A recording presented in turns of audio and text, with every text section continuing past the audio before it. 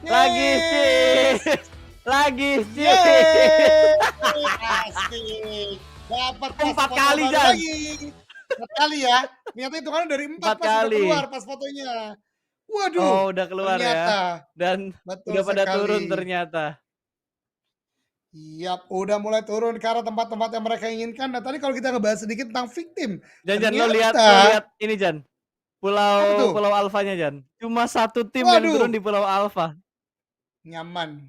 Nyaman sekali Oxiris ya sepertinya mendapatkan seluruh pergerakan dari camp Alpha dan kalau mereka sekarang udah ngelihat ini, mungkin di Sanok nanti bisa jadi lebih tersebar lagi nih pas pergerakan dari Oxiris karena nggak ada kontestasi sama sekali. Tapi zonanya oke nyaman untuk drop zone, tapi bergerak ini bisa gua katakan sih akan pasti ke Pulau Bravo sih Pasta.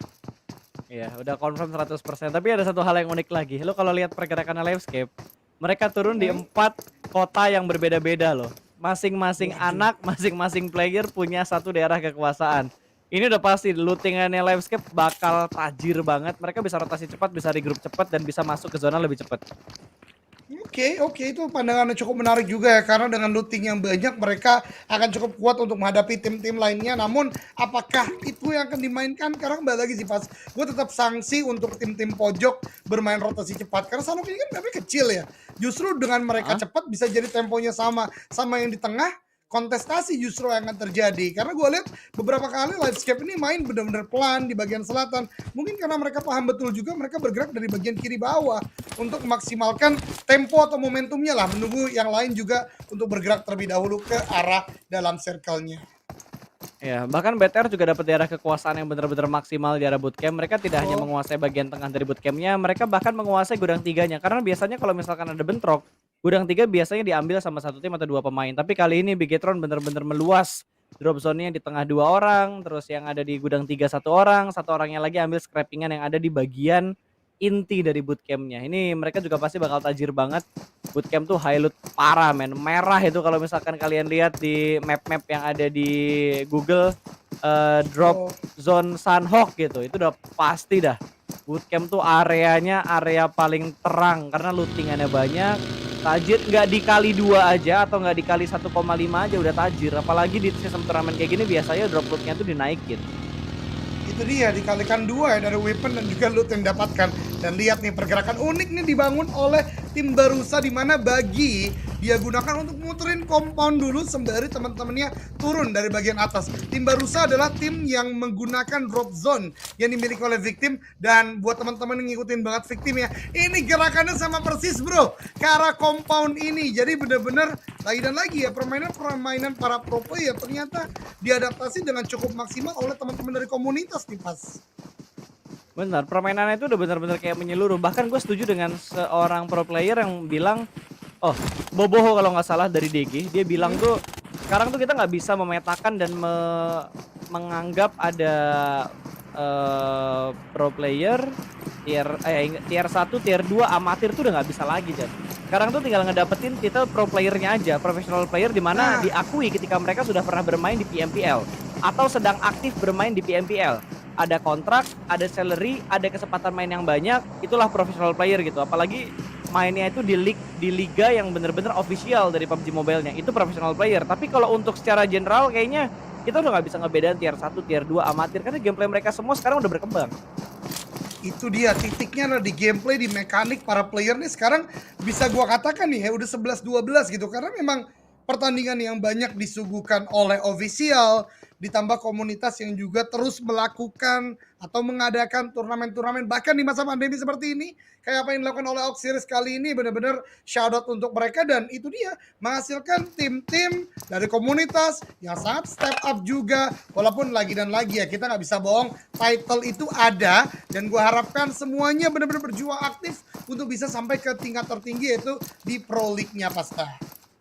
Betul, dan tentunya nih buat teman-teman yang lagi nonton, gue pengen mengingatkan lagi kalau ada giveaway di Instagramnya Auxiris Team. Jadi buat teman-teman Oh, semua jangan lupa untuk follow, subscribe, pokoknya sosial media yang dipunya sama Oxiris Team karena bakal ada hadiah. Tapi bentar, lagi ngomongin hadiah tiba-tiba ada cacing gaming yang tiba-tiba nongol begitu aja. Bahkan kali ini prone shoot counter yang masih belum bisa maksimal dari pemain tim nomor 11. Masih belum bisa mendapatkan sebuah trade knock karena follow up-nya terlalu lama di bagian belakang. Kali ini dari tim Badut harus kehilangan satu pemain mereka, walaupun Retsu masih belum dipulangkan, masih ternokot, tapi sudah mulai ada follow up datang dari belakang.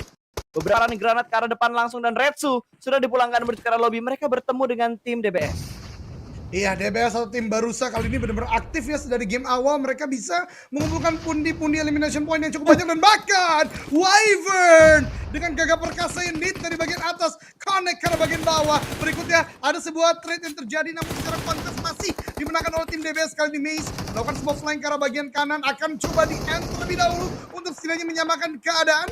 Wyvern dan kawan-kawan dari DBS sekarang akan melakukan sebuah fight yang terjadi. Ada trade lagi terjadi 1-for-1 dan kali ini 2 melawan 1. Wyvern maju ke arah bagian depan dan itu dia ada trade lagi terjadi dan bahkan dimenangkan justru oleh tim Badut.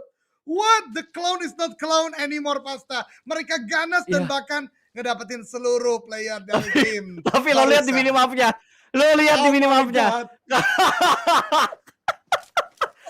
lu tuh udah kayak lagi dirakit. Terus lu netesin darah, tiba-tiba ada hiu yang bakal datang, ada spray down langsung dan berhasil mendapatkan seorang Zuxi, bahkan langsung di-confirm menjadi sebuah kill. Terhimpit, belum sempat di-confirm dan langsung ada backup yang begitu cepat dari Ryzen. Zuxi, sang kepala suku, berhasil diselamatkan.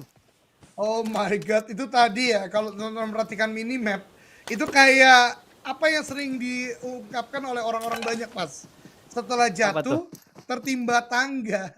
Tangganya di Bigetron Red Aliens langsung 4 direction yang berbeda dan dari tim Badut sih udah kayak oke, this is the time for me kata dia. Perumpamaannya tuh udah kayak yang tadi gue bilang gitu. Lo cuma naik rakit, lo berdarah, darahnya netes, tiba-tiba hiu tuh ngelilingin. Langsung. Wah, udah mimpi buruk dah. Udah mimpi buruk. Gila, responnya BTR cepet banget loh dateng. Untungnya tadi kepala suku nggak langsung ke end gitu, masih bisa memberikan distraction move. Dan gue yakin last man standing dari tim Badut itu panik karena ketika dia mau bergerak kehimpit sama Zuxi yang udah kenok. Betul. Mungkin tadi dari kalkulasi dia harusnya udah ke M nih karena udah cukup low HP juga memang dari seorang Zuxi ya. Namun kembali lagi, memang keadaan terdesak seperti itulah yang menjadi sulit. Namun berbicara terdesak, kali ini Acul juga sedang berhadapan dengan 2 player yang ada di dekatnya. Namun lihat body system FA juga cukup cepat dan bahkan mangkat loh. Pergerakan dari satu tim yang mencoba untuk bergerak ke arah mereka dan membuat Acul masih bisa bernafas untuk beberapa saat ke depan nih, Pasta. Tidak jadi langsung dipush oleh tim Drifter dari tim nomor 12. Betul, distraction shoot yang bagus banget dari follow up yang dilakukan oleh rekan-rekannya, ngebuat dia terselamatkan sejauh ini. Tapi ternyata kalau kita lihat dari tim nomor 12 untuk Drifter, mereka sudah kehilangan satu pemain mereka. Ada Iron High yang sudah dipulangkan ke arah lobby. Kali ini mereka bertahan dengan 3 pemain dan posisi mereka terpecah. 2-1 setup yang mereka lakukan dengan kondisi yang lumayan jauh. Kalau yang sendirian kenok udah pasti nggak bakal bisa ke revive, dan yang 2 kenok pun gue nggak yakin mereka bakal survive karena ada tembakan yang begitu menyakitkan dari seorang Acul, namun masih belum bisa mendapatkan sebuah knockout. Masih bermain di balik sebuah rumah, perpindahan lagi, akhirnya melakukan regroup, dan ini posisinya bakal ketahuan sedikit menuju ke arah vehicle untuk kabur, tapi ternyata mobil sudah mulai ditembak dan sudah mulai berasap. Ini tim 12 bener-bener ke sandwich posisinya, tidak dibiarkan lolos dari tempat mereka saat ini.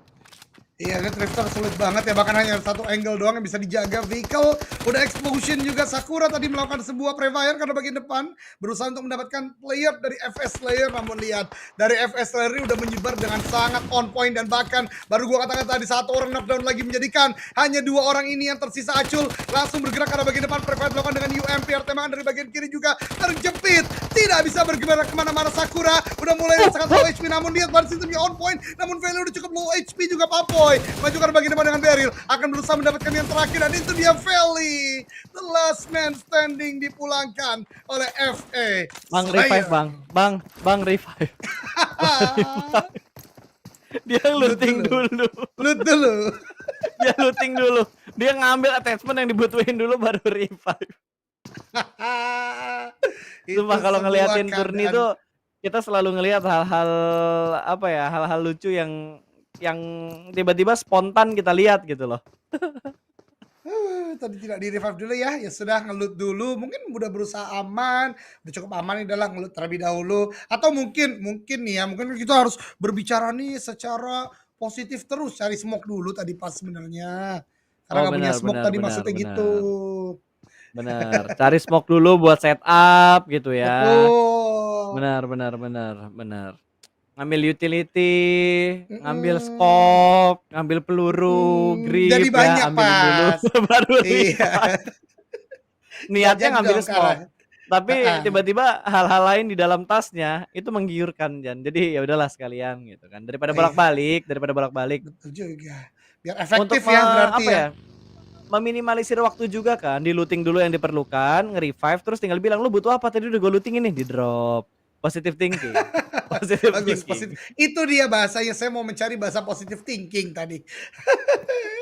Dan ini di bagian selatan ya, Bonafide yang tadi gondok-gondokan juga dengan tim nomor 10 itu comeback, saling menunggu satu sama lain. Tapi sepertinya Bonafide tahu banget lah lebih memilih untuk bergerak aja ke arah bagian atas. Karena kalau tadi lihat dari bagian minimapnya, ini makin mengarah ke bagian quarry di bagian utaranya. Jadi makin padat di sini, bahkan entry point-nya udah dijaga oleh beberapa tim Eagle kali ini yang lagi-lagi berdekatan dengan Bigetron Red Alliance. Nah, mengapa 3 game ini ketemu terus di dua tim ini, pas Eagle dan juga BTR Red Alliance? Mungkin karena memang mereka udah saling paham rotasinya di mana aja, atau mungkin karena mereka belum saling tahu, karena kan ini persiapan juga untuk menuju ke PMPL. Dan mereka lagi coba beberapa checkpoint-checkpoint yang baru dan ternyata bentrok dengan tim lain. Nggak ada yang tahu soalnya tentang hal itu. Alright, menarik ya untuk disaksikan seperti itu karena memang tempat dari Eagle 365 ini pun enak gitu loh, dalam artian mereka punya komponen cukup luas, bahkan walaupun mereka ada cukup di lower ground tapi dengan komponen yang banyak mereka bisa setup posisi terlebih dahulu. Tapi yang gue suka dari Bigetron yang sekarang ini ya, dengan Yuhai main, lihat deh setup yang sering mereka lakukan sekarang adalah 4 orang berbeda-beda gitu loh Pas. Ini tukang tembak Jan. Ini Iya, tukang iya, jagal cuy. Yang di atas angle-nya mereka lo lihat. Irengel tadi kayak gini, Miramar push betul, mereka kayak gini. Bahkan di Sunhawk ketika betul. mau ngambil satu pemain dari tim Badut, mereka tuh udah kayak emang strategi memangsa. Udah kayak tebar jala tau gak lo? Tinggal Iya, iya, dikelilingin, iya. lempar, tarik. Kelilingin, lempar, tarik. Ini yang lagi dilakuin sama BTR. Dan tandemnya tuh menurut gua agak ketebak untuk BTR saat ini. Dimana kalau lo ngelihat Zuxi, udah pasti bareng Luxi. Lo lihat Ryzen, udah pasti bakal bareng sama Yuhai untuk line up mereka saat ini. Ini benar-benar kayak dibuat dua tandem ya. Zuxi memang udah lama terjadi seperti itu. Walaupun di beberapa kesempatan kemarin sempat berpisah dalam artian diganti lagi tuh untuk tandemnya. Tapi sekarang mereka justru dengan adanya Yuhai, dua-duanya nih dibuat berbeda lagi dan tadi posisi memangsa dengan 4 titik yang berbeda itu digunakan. Jadi hati-hati Eagle kali ini. Mereka pun sebenarnya masih cukup kuat dan keduanya dalam zona. Jadi ini akan menjadi stalemate sih pas menurut gua, baik untuk Eagle dan juga untuk Bigetron Red Alliance.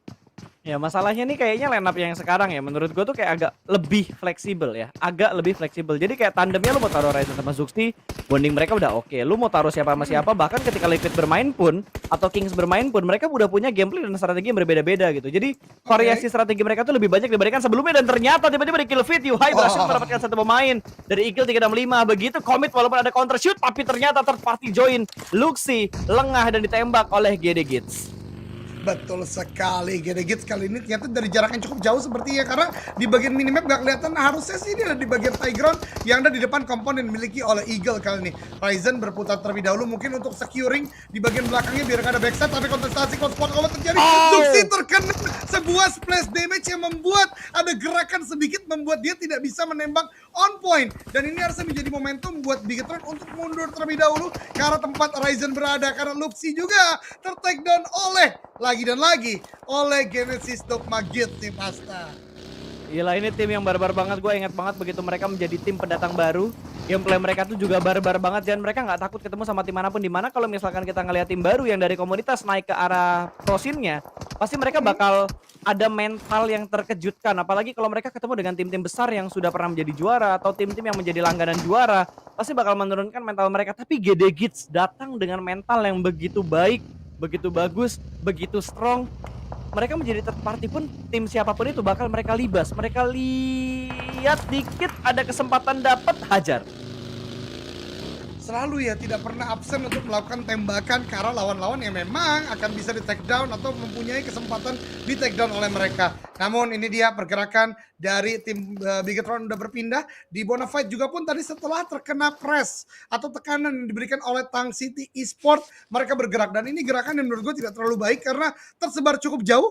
Bahkan Ucup sekarang ada di bagian air quarry, di mana itu akan memperlambat pergerakan mereka untuk bisa masuk ke dalam zona berikutnya, Pasta. Ya, betul banget. Dan bots kali ini akan memantau pergerakan dari arah high ground bebatuan. Mereka butuh masuk ke dalam zona dan gerakan mereka dihalangin sama Tang City seperti yang udah dibilang sama Eldoge barusan. Ada satu pemain Mhm. dari Tang City yang berada di bagian shake, sementara pemain-pemain lainnya masih menjadi cacing-cacing di tanah Sunhawk yang begitu hijau kali ini. Dan Circle ternyata menuju ke arah ban. Cukup banyak area hijau dan bukit-bukit kecil yang bisa dikontrol kalau misalkan circle-nya menuju ke arah ban. Iya, betul sekali Ban, walaupun ada lower ground di sana, ada high ground juga dan beberapa rumputan yang cukup tebal. Eagle udah mulai bergerak dan Bigetron seperti udah mulai dekat ya. Ryzen terdengar stepnya tidak di minimap tentunya tapi di headset yang digunakan oleh Alpha. Namun Alpha berdiam diri terkena headshot sepertinya dari jarak yang cukup jauh. Namun Dan lihat itu disiplin dia, pixel itu udah pixel tipis banget HP. pas. Iya, dan dia cukup Ah, tenang ada untuk melakukan lintah heal kenok terlebih dulu. itu. Masih bisa untuk Alpha melakukan heal terlebih dahulu nih Pasta. Benar, masih bisa terselamatkan ternyata dan Eagle 365 melakukan setup dengan begitu rapi, dengan begitu tertib dan fight akhirnya mulai pecah antara TCS dan juga Bodo Fight di mana bots dipulangkan ke arah lobby. Berarti Tangsel City berhasil mendapatkan satu pemain dari tim Bodo Fight. Berarti Bodo Fight tinggal 2 pemain ya. Tadi kalau nggak salah satu pemain mereka udah dipulangkan nggak sih? Iya, karena tinggal Apa 3 baru orang, kehilangan satu udah satu? udah 3 kan kehilangan tadi ya? 2. Iya betul banget. Sekarang 2 udah kehilangan jadi tinggal 2 player aja untuk Bonafide Esport. Tentu situasinya tidak terlalu baik. Sementara Eagle masih melakukan pengamatan ke arah Bigetron tapi tadi sayup-sayup terlihat. Sayup-sayup tuh bisa nggak sih terlihat? Nggak cuma terdengar kan? Terlihat juga Mmm, bisa ya. sayup ya bisa lah, iya, Bisa tipis-tipis lah lah. ya, tipis-tipis lah ya. Heeh, Ada nggak cuma Aura lemon Esport juga kecap yang yang mulai bergerak. tipis-tipis, tapi penglihatan Mhm. juga bisa sayup-sayup tipis. Boleh kalau begitu. Ada Aura Esport juga tadi Mas, yang udah mulai bergerak ke arah bagian Bigetron di bagian bawah bukitnya sepertinya. Oleh karenanya ada 3 tim PMPL, tim besar kali ini yang udah berdekatan satu sama lain sepertinya. Dan ini unfortunate situation terutama untuk Bigetron karena cukup tersandwich kalian dan itu dia si biru Aura Wah, Esport join. gokil, agak sedikit di-push ternyata ya sama Eagle. Gua kira tuh Eagle cuma nahan di kompon mereka doang, tapi ternyata Eagle sudah mengirimkan satu pemain mereka ke sekitar Bigetron plus ada pendatang yang tidak diundang yaitu Aura yang ada di sekitar bukit tempat di mana ada satu pemain Eagle dan juga 2 pemain Red Alliance. Iya, dan lagi-lagi Bonafide kali ini masih tertahan oleh Tang City ya, di mana satu player terakhirnya tadi ada di Watchtower dan bahkan ya, Ucup juga ter-takedown berarti tadi ya benar-benar tinggal menyisakan satu orang saja. Ucup tadi yang bergerak dari bagian quarry ternyata justru ter-takedown oleh tim lainnya, sedangkan last man standing masih di Watchtower dan untuk bergerak menurut gue cukup sulit. Sementara dari Tang City dengan zona yang dekat dengan mereka, mereka bisa bergerak untuk tidak terlalu cepat kali ini. Dan masih pengamatan dilakukan. Gendot udah memberikan informasi bahwasanya seperti udah berpindah pergerakan dari Bonafide, mereka pun akhirnya masuk ke dalam zona. Ya, tapi lihat kedatangan Aura, Aura benar-benar punya split yang bagus juga bahkan mereka bisa mendapatkan satu informasi lagi untuk tim nomor 13. Inner Vision yang sudah berada di seberang sana yang mengontrol di arah sniper tower sudah mulai ketahuan. Ada Cem yang sudah mulai menerima beberapa cicilan damage tapi ternyata di arah lain Ryzen membuka posisinya bahkan berhasil mendapatkan Wow. one. Satu pemain Aura terculik oleh Ryzen. Betul, tapi di tempat lain juga Bigetron, Yuhai terkena tembakan dari Eagle lagi dan lagi ya. 3 team showdown ini belum berakhir. Dari Bigetron tadi mendapatkan satu play dari Aura tapi juga ter-takedown oleh tim Eagle 365. Sementara di kill feed tadi kita lihat ada peperangan yang terjadi juga. Oxiris ternyata berhadapan dengan 2 tim Dewa United dan juga tim TCS. Lagi dan lagi loh, ini TCS melakukan gatekeeping dengan sangat kuat di bagian selatan Pasta. Ini kayaknya Oxiris Flawless ya. Mereka tim yang barbar Jan. Lo inget dari game pertama sampai game saat ini yang mereka perangin tuh nggak Hmm, pernah satu tim doang. Pasti mereka tuh perang oke. dengan 2 tim. Yang gue perhatiin ya dari Irengel, Miramar sampai Sandok sekarang bahkan sekarang posisi mereka lagi ke sandwich tapi mereka masih bisa tenang untuk menghadapi situasi yang sedang mereka hadapin. Mereka masih Wah, itu utuh dengan pemain-pemain mereka saat ini. Udah kehilangan oke. satu, tinggal 3 pemain untuk Oxiris Flawless dan Bigetron kayaknya masih berada di tempat yang sama setelah mereka kehilangan Yuhai dan juga kehilangan Zuxi tadi yang tersandwich antara Zuxi atau Luxi lah salah satu di antara mereka. Ternyata tadi Zuxi yang terpick off dan kali ini Luxi berhasil diamankan oleh No Mercy, masih komit bersama dengan tim Aura. Iya betul banget karena Bigetron tadi memutar cukup jauh dan Aura pun melakukan gatekeep. Nate dilemparkan dan itu dia and untuk Luxi namun No Mercy pun terlalu lama di bagian luar Uh-oh. pick off oleh tim Inner Vision yang memang sedari awal di bagian high ground tadi menjaga, dan ini dia No Mercy sebenarnya tidak bisa untuk diselamatkan. Akankah menjadi elimination atau kill point bagi Inner Vision, atau justru Bigetron yang dari belakang mungkin bisa snatch the kill dari tim Inner Vision? Nah, tapi kayaknya Ryzen udah pindah ke arah lain deh. Tadi gue ngeliat pergerakan Ryzen itu udah mulai berpindah, dan kali ini antara DU dan juga Eagle 365 yang sudah mulai keluar dari kompon mereka, di mana tadi mereka agak sedikit berpapasan dengan Red Aliens. Dari Eagle 365 pun akan sedikit kerepotan kembali menggerakkan vehicle-nya kembali, dan kali ini Uni bakal mencari kemana vehicle itu bergerak. Langsung kah di spray, sudah berhasil touchdown, tapi Anthem langsung terspot oleh Uni. Belum ada tembakan komit dari seorang Uni, hanya sekedar informasi yang dicari oleh Uni. Betul, Anthem sangat cerdas, dia langsung ke arah bagian kiri dari mobil karena memang tadi nggak bisa langsung masuk ya ke dalam rumahnya, jendelanya ada di bagian belakang, jadi ya sudah defensif terlebih dahulu. Namun lihat dari Dewa United dengan menguasai dua tempat ini, mereka akan terus meng-cut pergerakan dari Eagle, sementara di tempat lain Livescape, ini yang gua katakan baru masuk di zona-zona kelima dari bagian selatan, tapi tidak boleh untuk tidak terlalu waspada karena dari bagian belakang ada Bonafide, dan di bagian depan mereka juga siap ada yang menjaga di bagian kompon-komponnya. Ya, dan kalau kita lihat ada beberapa tim yang memang belum mendapatkan gangguan sama sekali ya. Dan baru kali ini kita lihat lagi pertemuan antara tim 6 ada FS Slayer dan cukup dekat tadi dengan tim BCS.